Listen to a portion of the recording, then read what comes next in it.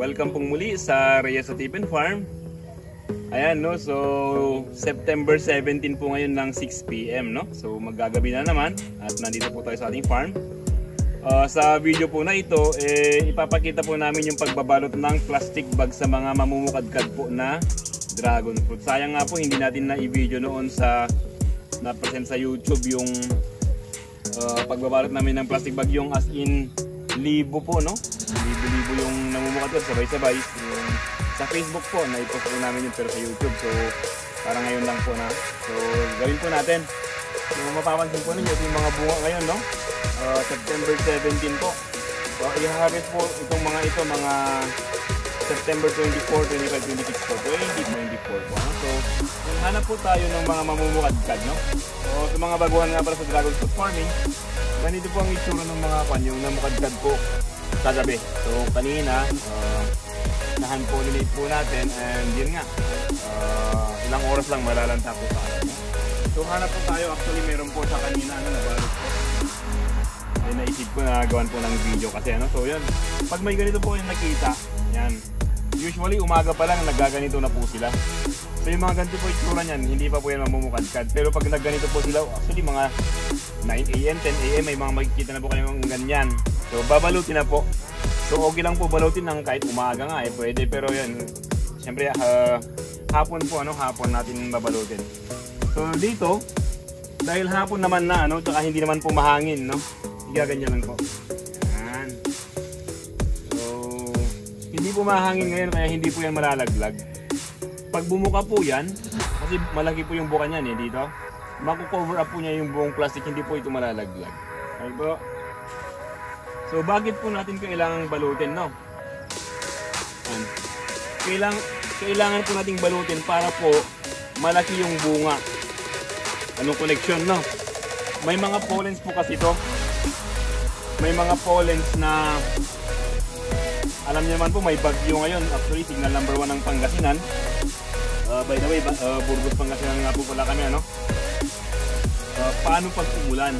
So pag umulan yan, siyempre, di ba, bumuka po ito ng madaling araw, kaya ngayon umulan mamaya. May mga pollens po dyan, so nakabuka siya, malalaglag po, mawawash out po yung mga pollens. Usually po nangyayari dyan, lumiliit po yung bunga, and worse nga po is malaglag, mamatay po yung bunga. So wala po kayong i-harvest, no? Ayan, so sa mga medyo mataas yan, medyo, abot pa naman natin, pero kung kunwari, abot sa may tuktok po talaga yung flower, kahit hindi na. So kasi may mga pollens naman dito, yun po ang ipang-pollinate natin. Maghahaga na lang kami bukas na ipo-pollinate sila. Ayan.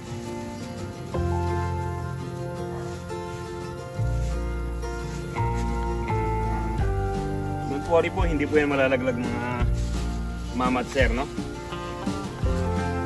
Ayan. At napansin nyo naman po yung mga bunga, no, na sa una pa lang, no, malalaki sila. So usually magkuhan po yan, aabot ng mga half kilo or 400 grams, ganon, 400 to 500 grams pataas po yung kilo ng mga yan. Ayan, so i-check po natin maigi para lahat po ay mabalot po natin, ano. Dahan-dahan na natin, Kuya TJ. Ang videographer nga pa natin si Kuya TJ, no. Ayan, so actual po ito, ano. So ayan, tingnan natin. Hindi lang, Kuya TJ, tingnan natin, parang wala na dito, no? Ayan, makikita nyo po yan, may mga bunga, may mga mamukadkad po bukas. Actually, yung mga sunod-sunod na araw po, ano? More than 100, halos everyday po, no? May mga ganun po. Ayan, dito po tayo sa kabila. I-check po talaga natin per poste.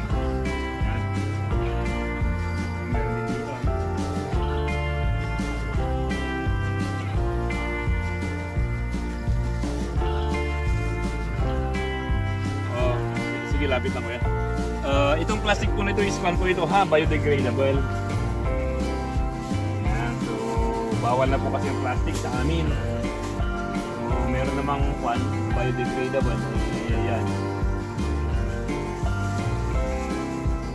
mula po nung June, ito na pong ginamit namin.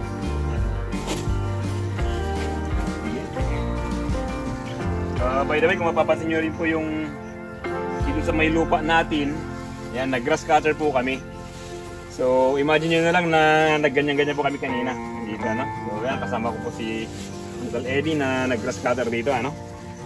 Yan. Kailangang mapanatili natin na mababa po yung lupa para iwas po sa fungus. Although natatamaan kami ng fungus, lahat naman po ng farm tinatamaan ng fungus, no? So, pandang po yun. Mag-grass cutter tayo, tapos lahat po ng maintenance gawin po natin sa tanim natin, no? So, dito pa marami pa dito.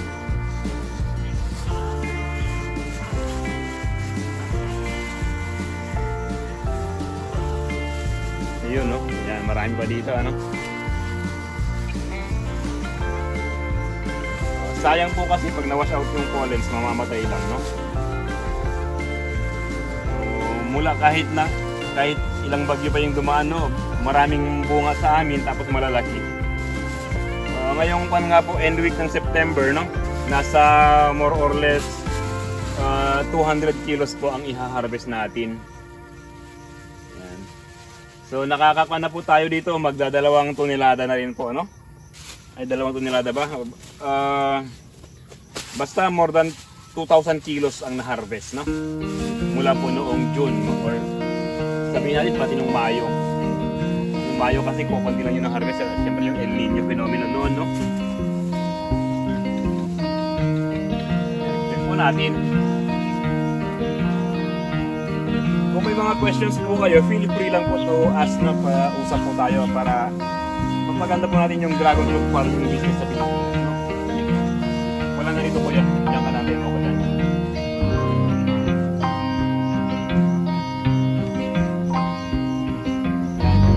Tayo sa kabila.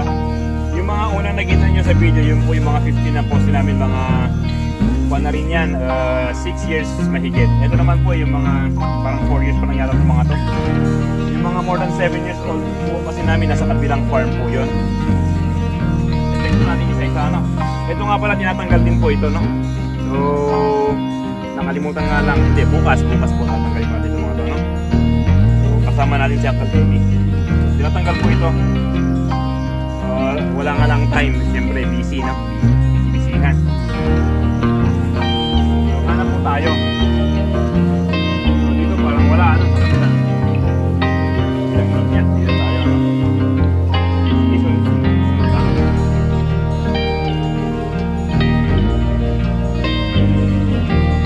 Parang wala rin dito sa kapila. So, dito marami, ano.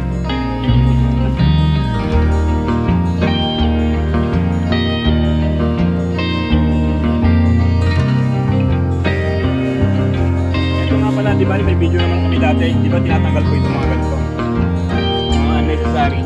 Yan, tinatanggal po natin itong mga to, ha.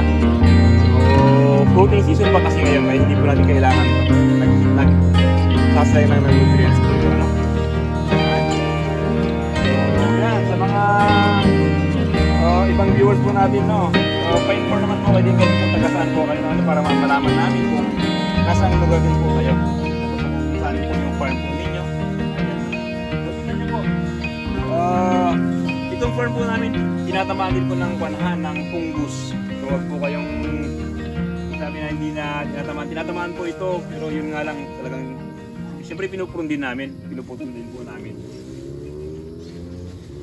Ayan, so kung may mga questions po, feel free lang po to mag-message lang po kayo para sasagutin po natin. So yun lang po siguro sa video na ito, ano? Ay, ito pa pala, idagdag natin. Nagbabalot po tayo ng plastic bag. Tapos sa madaling araw po, ano, usually mga 4 AM onwards. So yun po, sacrifice po talaga, gigising ng maaga. Tinatanggal po namin itong mga to. So ang pagtanggal, ginaganon lang namin, tinatanggal lang. Tapos nakabuka po yan. Hina-hand pollinate po. Di ba, may video po ako ng hand pollination technique na yan, no? Kung hindi nyo po napanood, i-message nyo lang sa akin para ibigay ko po yung link ng video niya. Panoorin nyo po, no? So, ganun pong ginagawa. Tapos, pag natanggal na pag na-pollinate na, hayaan nyo na po. Hayaan nyo na po. Pero kung talagang umuulan, bumabagyo, ano, nakabalot siya ng plastic. Bumabagyo ng madaling araw pa rin, ng 4 AM hanggang 6 AM, 7 AM bumabagyo. Huwag nyo lang po tatanggalin sa plastic bag. So ang gagawin na lang po dyan, kung medyo humina yung ulan, i-shake nyo lang po yung plastic bag. Gagawin nyo na lang, upusan na po yung mga pollens na pumupunta ron. Kesa po, tanggalin niyo din, mawawash out lang din yung pollens. Okay po, so yun lamang po sa video na ito. Thank you and God bless to all.